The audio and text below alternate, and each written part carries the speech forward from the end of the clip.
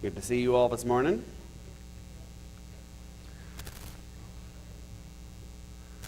We are in 2 Samuel 22.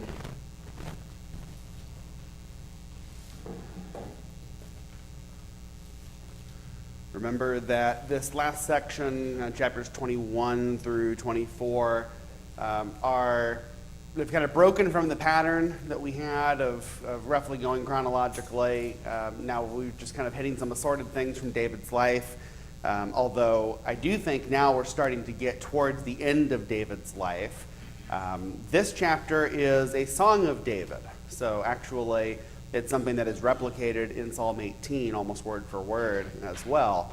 And of course, we have a bunch of Psalms that David wrote. And if you want a comprehensive, thorough study of David, you really do need to read his Psalms like that. We've been bringing them up at different times in the narrative because a lot of times in the historical accounts, it says what happened, what people did, what people said. And in the Psalms, it says a lot more of how David feels about the different things that are happening. You see his reliance on God through those prayers, through the cries out to God. But here is a little bit of an exception because we actually do have one of David's songs given in 2 Samuel. And this is really important because it comes at the end of all of these different things we've been talking about, all the many times that that David has relied on God, and this is a song of deliverance, a song of reliance. David talking about how good God has been to him. So we don't know exactly when this was written, but it seems to make the most sense somewhere towards the end of David's life, somewhere where he's able to look back at all the times that God had delivered him. The only real-time marker that is given is on the day when the Lord delivered him from the hand of all his enemies and from the hand of Saul. So he's not a young man here, but we don't know if this is exactly how close to his death this might have been. So I will remind you that I'm back in 2020 in the dark ages. I preached a series of sermons on Hannah's song from 1 Samuel chapter 2, which we talked about in class as well, and then David's song here in 2 Samuel 22, and then Mary's song in the Magnificat in Luke, and connected the themes with each other. And so I'm going to bring up a couple things about Hannah's song in here too, because those two songs, if you remember, bookend the larger book of Samuel. So the themes that were begun there at the beginning of 1 Samuel are finished here at the end of 2 Samuel. But you can go back and listen to that sermon if you want to hear a little bit more about that. Okay, so this is a very long chapter, so we're not going to read all of it or necessarily even talk about every line that's here because I only have this week to go through this if I'm going to finish the book. So what we're going to do is we're going to hit some themes, talk about them, and anything that has jumped out to you, of course, feel free to bring up as well.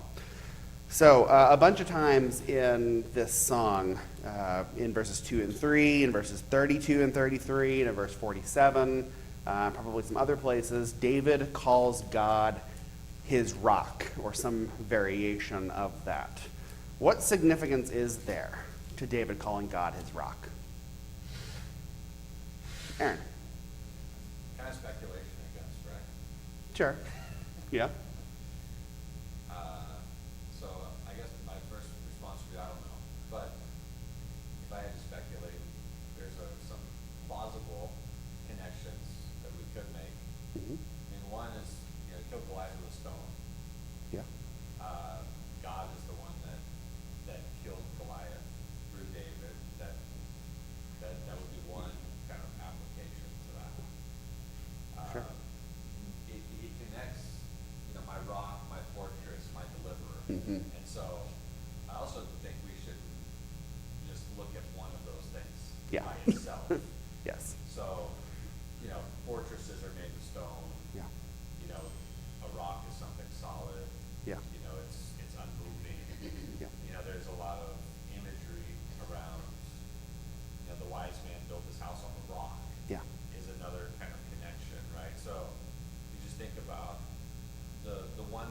God's life that was unmoving Yeah. in all of his turmoil Yeah. is God. Yes. That's exactly what I'm getting out of it as well. That rock and fortress, and I'm going to talk some more about deliverer in a little bit here. But yes, rock and fortress and some other terms like that seem to be about the reliability of God, the stability that David is grounded in that. Okay? Well, Jesus is called rock. Right. So Jesus is, and in what context do we think of Jesus as the rock? In the wilderness giving water. Okay, yes. So you got in the wilderness giving water. That's not even the one I was thinking of, but that's right. I'm thinking of like the chief cornerstone, right? But both of those are very good for that. So yeah, Jesus as the foundation of the church that he built, Jesus as the rock that is giving the water to his people and providing for his people. There's a stability in all of this. Somewhere in the past history or going through the Bible, I wrote strength. So all these are simply really strength. And especially with more strength now, to me, and it even says strong later on. Yeah. To me, that rock, along with being steady and being Yeah. strength. Yeah, stability and protection. I think these are the ideas we're getting. Verse 31 is a different term, but says that God is a shield to those who take refuge in him. That miss a hand? Ida, sorry, go ahead. I was just thinking about rocks in general, in the Old Testament, and it has a lot to do with remembrance also. So that's the one that sees, that remembers, that holds true. Yeah. And they were supposed to be using these monuments to tradition. Yeah, yeah, very good. So those stones, some piles of stones or a large stone or something would be set up as a memorial, as something for them to remember typically what God had done for them. And they pick stones because, well, they're going to stick around. They're going to be there for generations. Stones are steady and sure. Did you look up the word rock and see? No, what in particular is that? My thought is, besides being a foundation, it's more like a boulder that can be more unmovable, instead of just a small, like a little rock you pick up in your hand. Right. Something, firm foundation. Yeah, my Hebrew dictionary connected on here says, rock, stone, but even also more specifically like a rock formation, a cliff or a crag, and then more metaphorically, a stronghold or a fortress, which those are words we start to see in this as well. Yeah, we are talking about something more than just a small pebble or a small rock. That this is something that you take refuge under, that you use for protection, something that can be considered a fortress. So I think there's two significant things about this that pop into my mind. One, that David is a king, and kings are often not in the habit of talking about how much they rely on anyone else. Kings have power. Kings are the shelter for other people. Kings are the providers and the deliverers for other people. They are the leaders. They don't typically think about or talk about the way that they rely on someone else, whether we're talking about people or talking about God. So that is significant, that David has had however many years of being a king at this point, yet he still is able to identify that his power and his position in life is not by his own merit and not because he's such a great guy or because he's so powerful, but specifically because God is his fortress, that he knows he needs God's protection. Without that, he would have nothing. So that's a good lesson for anyone in power, for anyone who might feel very proud of the position that they are in, to know that God is still very much necessary for all of us. And then the other significance that I think about with this is David had a lot of turmoil in his life. And all these events that we read, there's things that upend his life completely. Sometimes because of his own faults, his own sins that he's getting punished for, and sometimes because there's just a lot of complicated things happening. Whether Saul is pursuing him, or he's in danger from various battles, or people are trying to usurp him, or all these different things. David is in a stormy sea of problems. But he looks back on that and does not focus on the fact that there was so much turmoil, but instead focuses on the fact that God gives him security in that God is his foundation. He still praises God instead of being bitter or giving in to despair like a lot of people would. So I find that significant. Dave? Well, he goes on to say, I can include my own trust. Yeah. Look what God did for him. He delivered him from Goliath. He delivered him from the backsliding, from Saul. He delivered him from Israel's enemies and from Absalom and his own sin. He messed up, but to me, the takeaway is that he trusted in God. I mean, what everyone says is accurate. I mean, we don't believe in God. He's there. It's just us that messed up. Yeah. So, that's something to think about, because God's always there. He makes you trust Him. Even when you muck up all the time. Yeah. You maybe come and read them.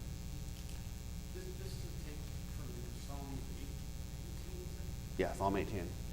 so it's something he probably wrote earlier as a younger man. I bet he really, it's really hitting home now. Yeah. After all the stuff he went through. Yeah, I don't know which way this might have happened. This could have been something that David wrote earlier and then is getting more and more significance for him, or this could be something that David wrote later in his life for personal use and then gets adapted as a psalm to use by others as well. I'm not sure which way that could have gone. That could be either way for sure. But regardless, you do see an application for David, and you see an application for others who can sing this song and hear this song and apply that to their own lives. I think that's a pretty good lesson in applying the things in the Old Testament especially. You know, we look at 2 Samuel 22 and we say, well, you know, Saul didn't chase me through the wilderness. What does this have to do with me? Okay, well, Saul didn't chase you through the wilderness, but have you ever had people who opposed you? Have you ever had uncertain times in life? Have you ever needed protection from God in whatever way that is?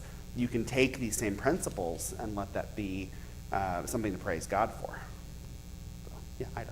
Yeah, one time somebody asked, I was talking to somebody about the songs, and they said, well, I don't have pictures to have. Yeah. What you were just talking about. No, you mean all these spiritual forces that Yeah. are arrayed against you don't cause you any trouble at all? Yeah. Yeah. Maybe you should think about that. Yeah. I used to struggle a lot more with the Psalms for that same reason, that it didn't always feel super relatable because I don't have people hunting me down trying to kill me. But you're right that there are people who oppose us, and even more importantly, these spiritual forces that oppose us and are trying to do worse than just kill us, trying to separate us from God. And so there's a lot to be thankful to God for, that He is our protection and He is our rock. One more thing about the rock. This is something that Hannah talked about as well in 1 Samuel 2, verse 2. She connects that God is her rock because God is holy, because God is, has a unique nature, is especially holy. So that is her connection, not just that God was good to listen to her, but because He is holy, He is reliable. and one who will protect those who serve him and follow him. So, okay, so let's read verses 7 through 16 for a moment, because there's an interesting section here. Verses 7 through 16, David says, "In my distress I called upon the Lord. To my God I called. From his temple he heard my voice, and my cry came to his ears. Then the earth reeled and rocked. The foundations of the heavens trembled and quaked, because he was angry. Smoke went up from his nostrils, and devouring fire from his mouth. Glowing coals flamed forth from him. He bowed the heavens and came down. Thick darkness was under his feet. He rode on a cherub and flew. He was seen on the wings of the wind. He made darkness around him his canopy, thick clouds, a gathering of water. Out of the brightness before him, coals of fire flamed forth. The Lord thundered from heaven, and the Most High uttered his voice, and he sent out arrows and scattered them, lightning and routed them. Then the channels of the sea were seen. The foundations of the world were laid bare at the rebuke of the Lord, at the blast of the breath of his nostrils." What is being described here?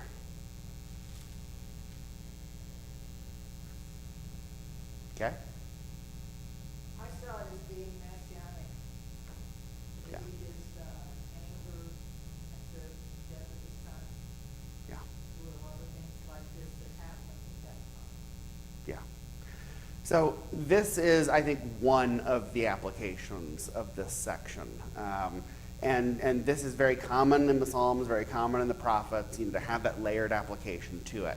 So as David is saying this, he is maybe not necessarily thinking about that.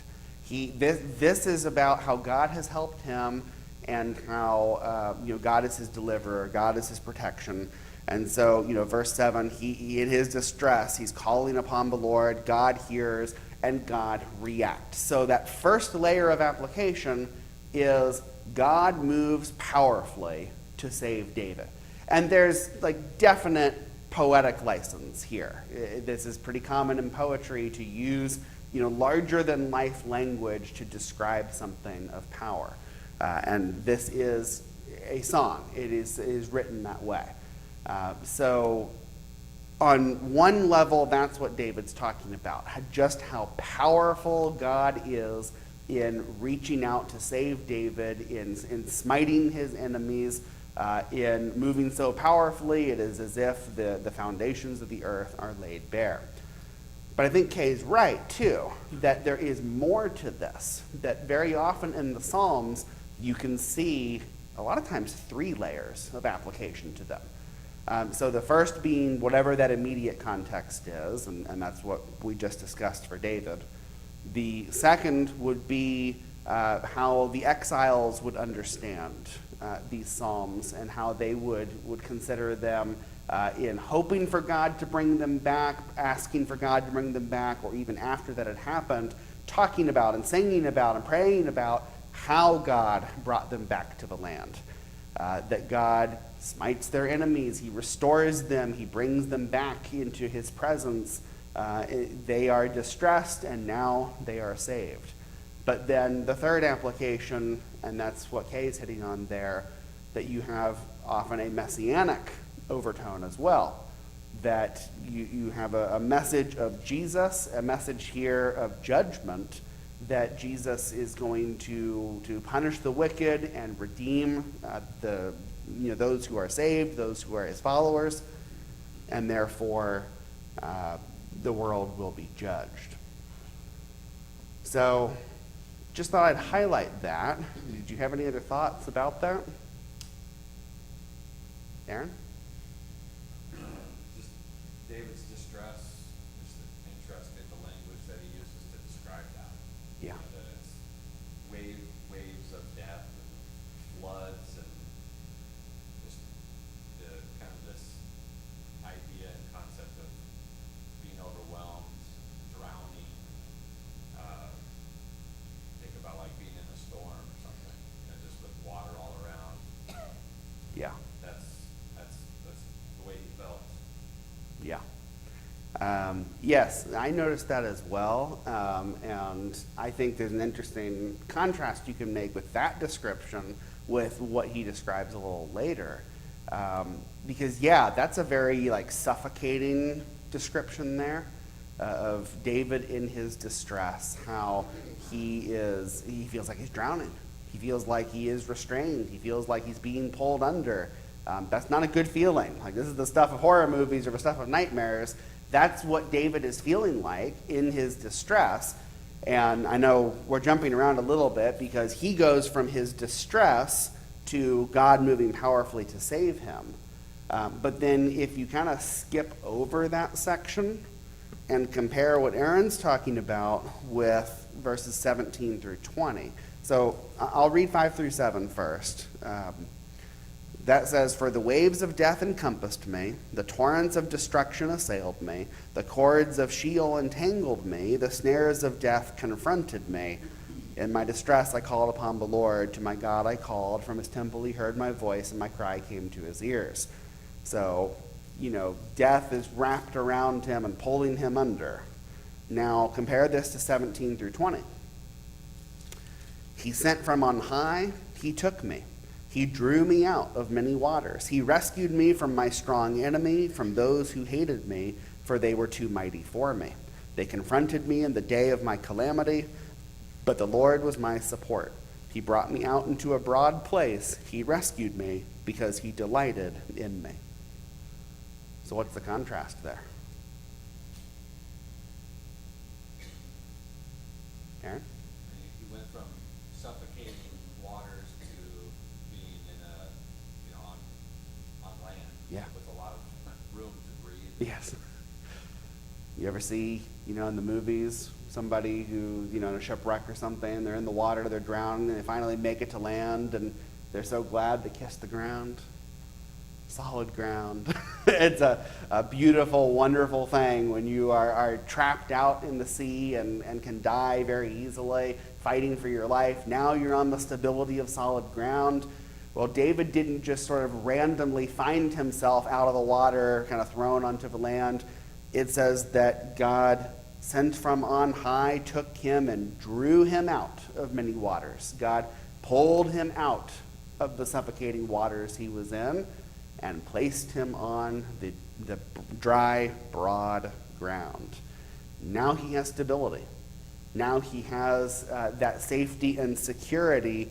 And of course, we're speaking metaphorically when we're talking about these waters. David is a little more specific in rescuing from my strong enemy, from those who hated for me. And he says, they were too mighty for me.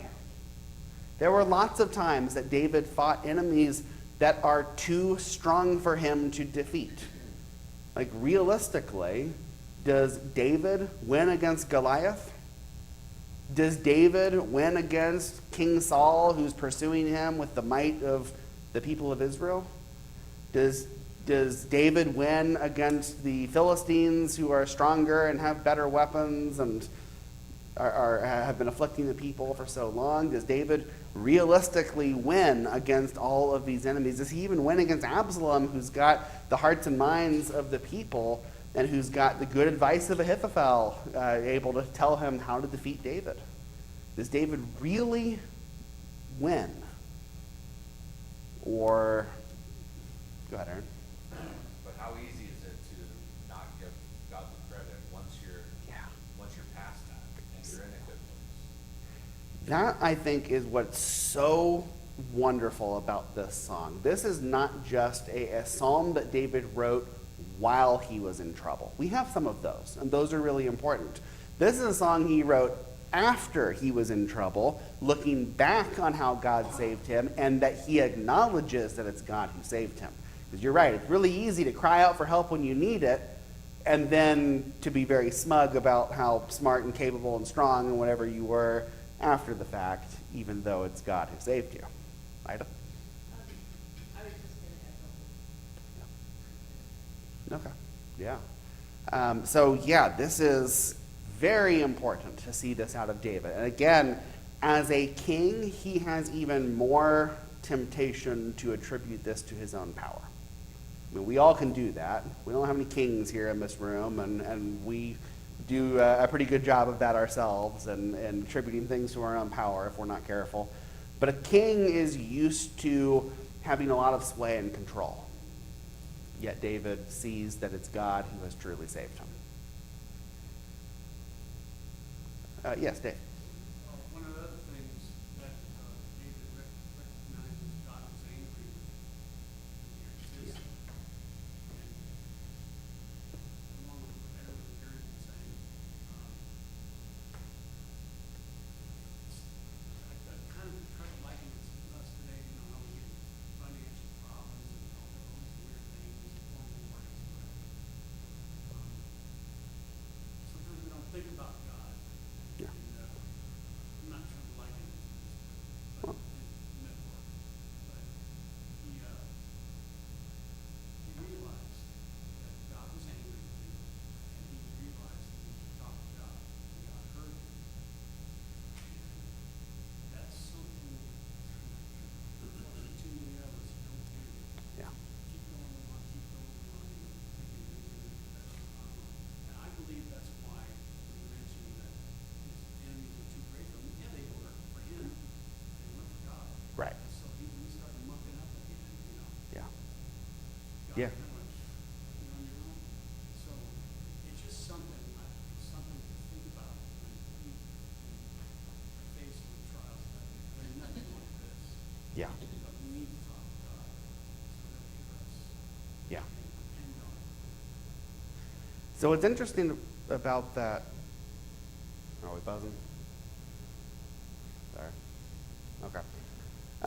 What's interesting about that idea of God being angry is, like, here it seems to primarily be focused on God being angry at David's enemies. But then, yeah, a lot of times God was also angry at David.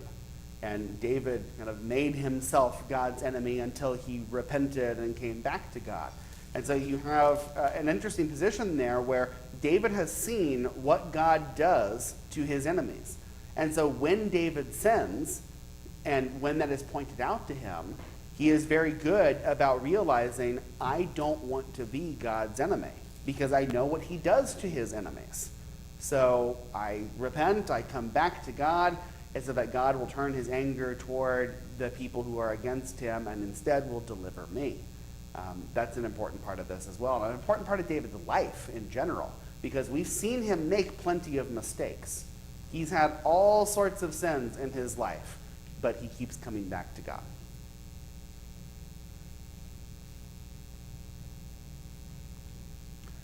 We've been describing the deliverance theme of David's song. Go ahead, Aaron. Yeah.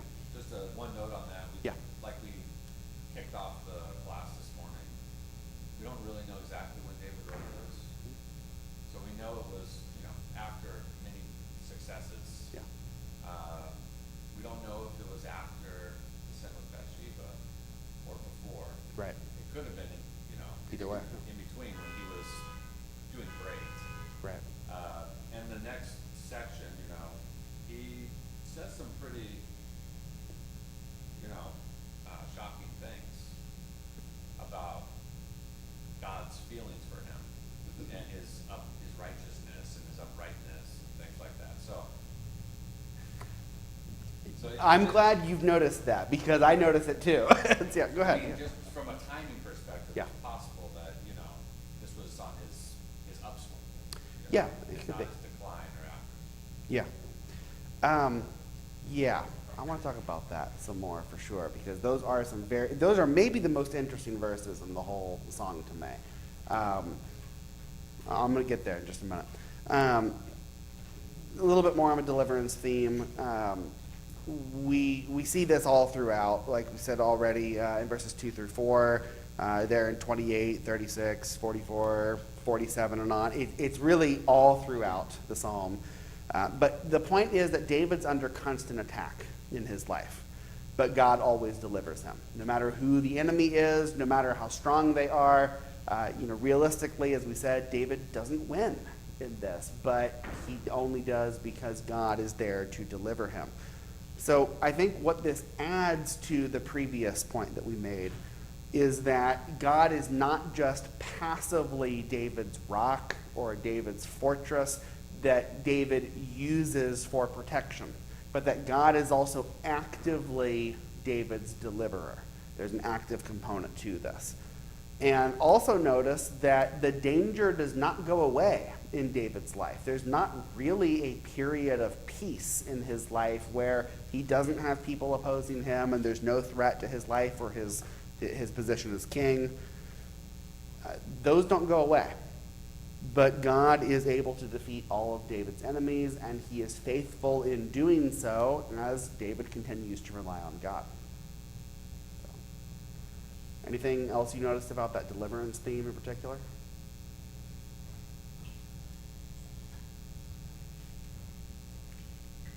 Okay. All right, so let's talk about this section that Aaron was bringing up, because this is, Aaron used the word shocking, and I would concur that there are some shocking things that David says here that we need to try to understand. So let's read 21 through 30. He says, "The Lord dealt with me according to my righteousness. According to the cleanness of my hands he rewarded me. For I have kept the ways of the Lord, and have not wickedly departed from my God. For all his rules were before me, and from his statutes I did not turn aside. I was blameless before him, and I kept myself from guilt. And the Lord has rewarded me according to my righteousness, according to my cleanness in his sight. With the merciful you show yourself merciful. With the blameless man you show yourself blameless. With the purified you deal purely, and with the crooked you make yourself seem torturous. You save a humble people, but your eyes are on the haughty to bring them down. For you are my lamp, O Lord, and my God lightens my darkness. For by you I can run against a troop, and by my God I can leap over a wall." And I got some similar thoughts after that too, but what is David saying here?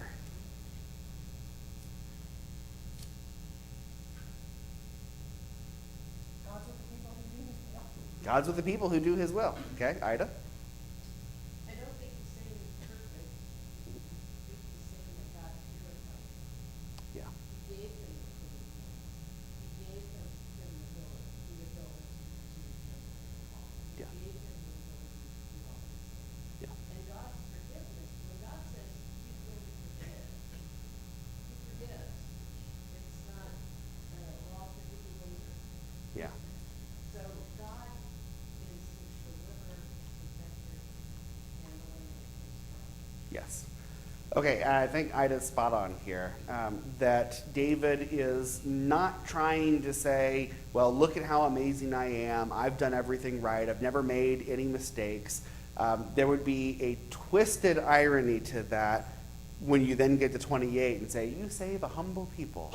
That I don't know. That's a little far even for David, right? To extol his own virtues and then to say you save a humble people. David doesn't do that. Go ahead, Jeff. I was going to say, if we, stop and if we think that David's sin with Bathsheba was the first time he ever sinned in his life, Yeah. we're mistaken. Right. Sure, he was an older man, go through 40 years or 30, 40 years without sinning, probably not, same. So my thought would be, it would be his attitude toward God, that entire time, even during the time that he was Yeah. Yeah, no matter. Yeah. he had God first in his life, Yes. even though he fell short, he always had God first. Yeah. No matter when David wrote this, like he could not sincerely be using this as a way to say, I have done everything right in my life. Like that's not a realistic claim for David to make.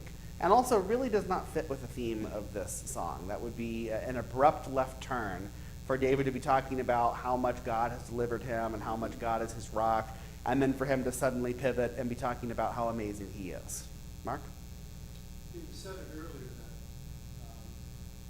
David would sin and then he would repent. And that's what he did. That's what he continued to do.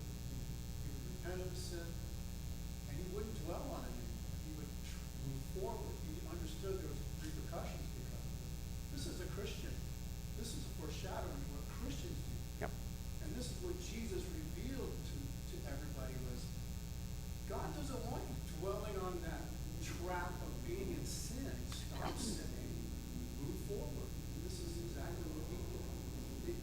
looks like he's boasting. He's Yeah. not. He attributes everything to God. That's what the Bible's talking. Yeah. So now let's connect these like four comments together, right? David's certainly not saying he's perfect and has done everything right. But he is saying that, the truth that God rewards those who follow him. God is good to those who are obedient to him. And as Ida said, that he has been purified by God. David talks about that a lot in his Psalms, where he repeatedly asks, clean my hands, purify my heart, make me right. That he has that penitent heart, but he needs God to cleanse him. He knows that. David is not naive. He understands that he needs God's cleansing power.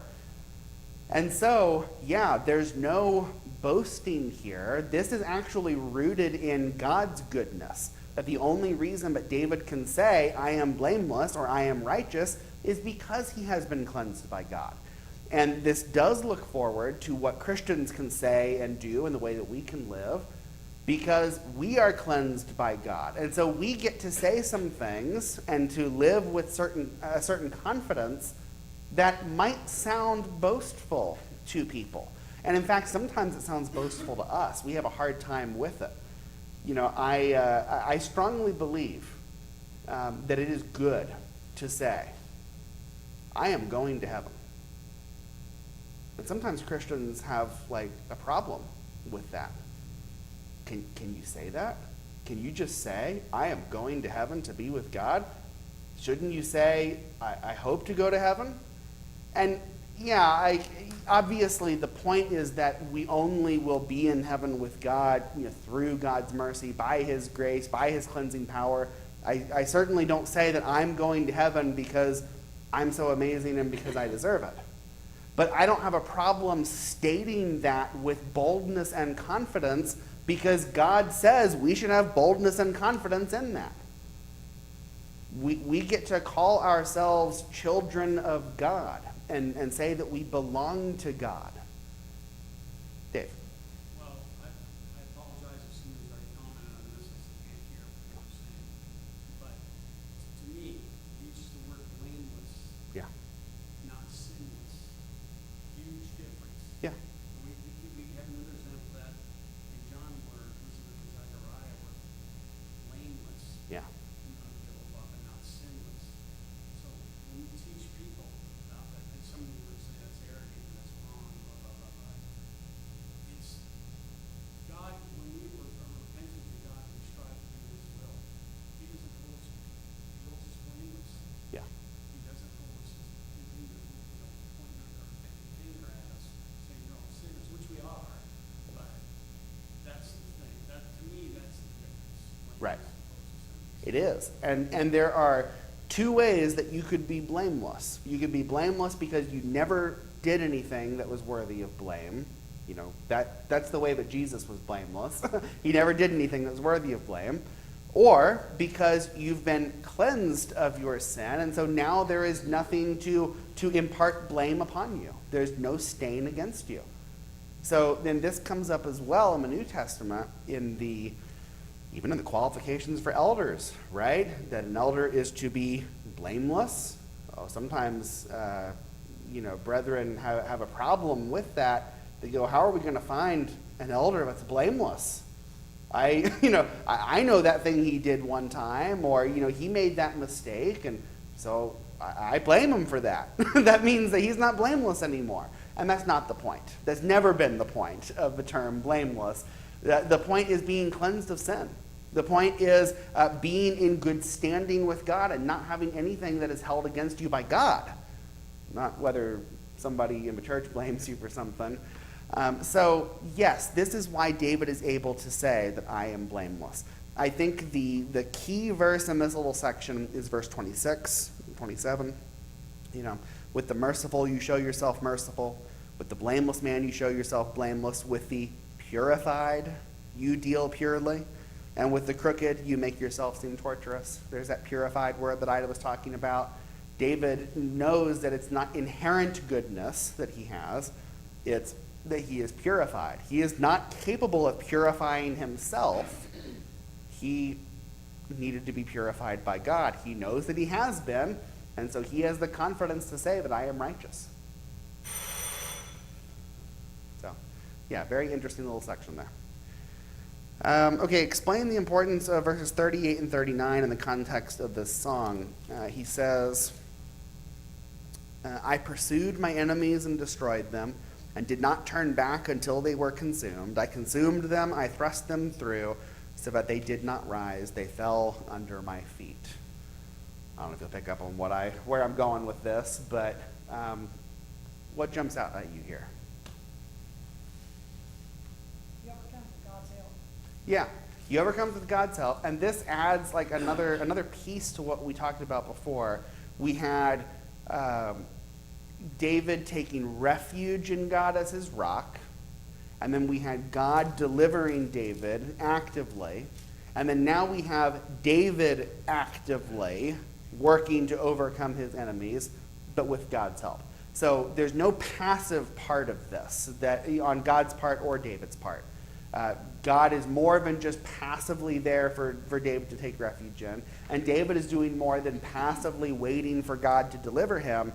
David pursues and destroys, and he does not turn back. He consumes, he thrusts them through so that they do not rise. They fall at his feet, but he still attributes it to God.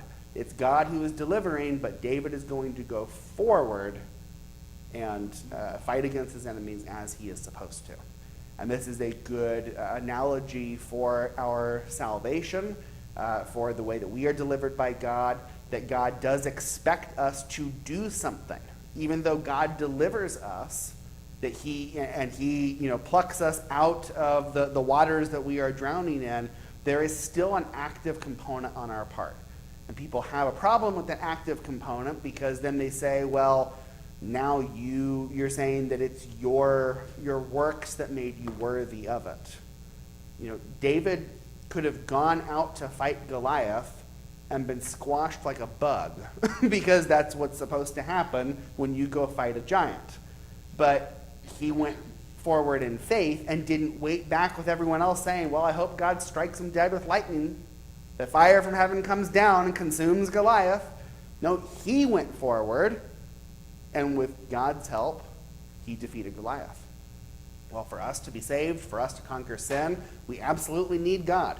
We are squashed like a bug under our sin without God, but we need to do more than just wait for God to do something about it. We go forward as well. Jeff? I was going to say basically the same thing that you said about the Goliath Yeah. and David. He didn't say, well, come over here and say that. Yeah. I'll take care of it. Here. He went out to battle, but You're right. he drifted to God. My God will take care of it. Yes, absolutely. Oh, yes, Mark. I think one of the most, and you've already mentioned it, one of the most important things that a Christian can do is realize who they belong to. Yes. I think once you accept that you belong to God, that's a big difference. Yeah. David knew who he belonged to. He belongs to God, and that's a lifelong commitment and a lifelong connection that he has. He's always going to keep coming back to that, and that's what we've got to know as well. Okay, and then finally, at the end of the song, verses 50 and 51, David says, "For this I will praise you, O Lord, among the nations, and sing praises to your name. Great salvation he brings to his king, and shows steadfast love to his anointed, to David and his offspring forever." What's the significance of this verse in the context, not even just of this song, but of the whole book of Samuel?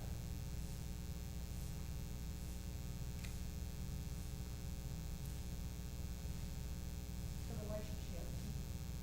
Yeah, that relationship between God and his anointed. We the key word throughout the book of Samuel is, who is God's anointed? Saul fails as God's anointed, so he's replaced. David is God's anointed. There's a special relationship there. God has covenant loyalty or steadfast love, or yours might say loving kindness, that really important word in the Old Testament. God has that strong bond and strong loyalty to his anointed, but then Still, David is going to die. Now what? Well, it goes on to his offspring. None of them really live up to who David is. Now what? This keeps pushing us forward to the ultimate anointed one. We got a messianic, connection here, looking to Jesus. All right. Thank you, everyone.